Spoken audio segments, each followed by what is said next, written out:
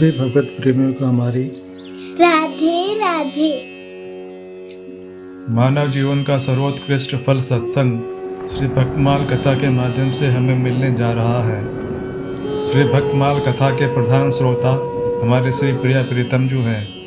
उनके श्री चरणों में प्रणाम करते हुए आइए आज के भक्त चरित्र का श्रवण करें। भक्त समाधि वैश्य। कलिंग देश के वैश्य राजा विराट के पौत्र और दुर्मिल के पुत्र समाधि वैश्य को भला कौन नहीं जानता। हिंदुओं के घर घर में विराजने वाली सप्तशती का प्राकट्य इन्हीं के कारण हुआ, जिसके कारण हम इन्हें चिरकाल तक स्मरण करते रहेंगे। समाधि के घर में किसी बात की कमी नहीं थी, बड़ी संपत्ति थी और अतुल ऐश्वर्य था, परंतु उनके स्त्री पुत्रों ने ही धन पर सर्वथा अपना स्वामित्व स्थापित करने के लिए उन्हें धोखा दिया और गुरुजी ने भी इनकी उपेक्षा की। ये बहुत दुखी होकर जंगल में चले गए।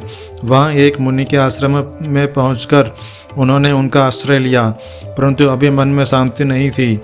ये अपने संबंधियों के ही सुख दुख की चिंता में पड़े थे। उसी समय उन्हें सुरथ नाम के एक राजा मिले, जो अपने मंत्रियों, सेनापतियों और स्वजनों से ही धोखा खाकर शिकार खेलने के बहाने घर से भाग आए थे। दोनों में परस्पर परिचय के बाद वैश्य ने अपने करुण कथा और मानसिक दशा राजा को कह सुनाई। समाधि की बात सुनकर राजा सुरथ ने कहा, जिन दुष्ट और लोभी स्वजनों ने तुम्हें धोखा दिया और घर से निकाल दिया, उनके कुशल क्षेम की चिंता तुम क्यों कर रहे हो? उनके प्रति इतना स्नेह, इतनी ममता क्यों हो रही है? समाधि ने कहा, महाराज क्या कहूँ, मेरी समझ में भी नहीं यह बात नहीं आती। मैं बहुत चाहता हूँ कि मेरा मन निर्मम हो जाए, परंतु इसका ऐसा स्वभाव हो गया है कि जिस स्त्री ने पतिभाव और पुत्र ने पितृभाव का परित्याग करके धन के लालच से मुझे घर से निकाल दिया, उन्हीं के प्रति मेरा मन स्नेह शिथिल हो रहा है। क्या करूँ, कुछ समझ में नहीं आता। दोनों की मनोदशा और बाह्य परिस्थिति एक सी ही थी। दोनों ने मुनि के पास जाकर अपने दुख तथा मन की स्थिति का निष्कपट होकर सच्चाई के साथ वर्णन किया। उन्होंने कहा, भगवान, हम जानते हैं कि इन विषयों में दुख ही दुख है, फिर भी इन्हीं के प्रति हमारी ममता होती है। इसका क्या कारण है? उन कृपालु मुनि ने कहा, भैया, यूँ साधारण ज्ञान तो सभी प्राणियों को रहता ही है। क्या ये पशु पक्षी ज्ञान से शून्य हैं? परंतु महामाया का कुछ ऐसा ही प्रभाव है कि लोग उसके द्वारा मोहित हो रहे हैं।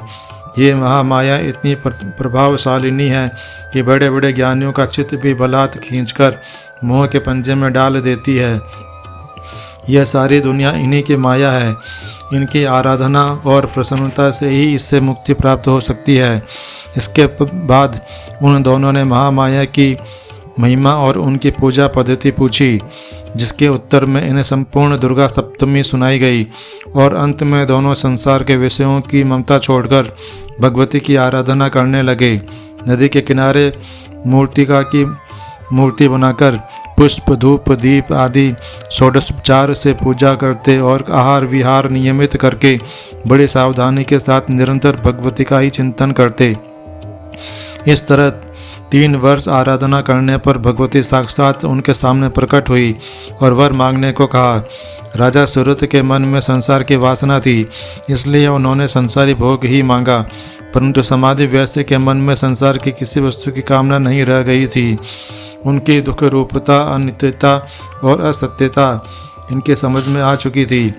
विद्या स्वरूपिणी महामाया को प्रसन्न करके और उन्हें साक्षात अपने सामने वर मांगो यह कहती हुई पाकर भी उनसे संसारी भोग मांगना इन्हें ठीक न जचा।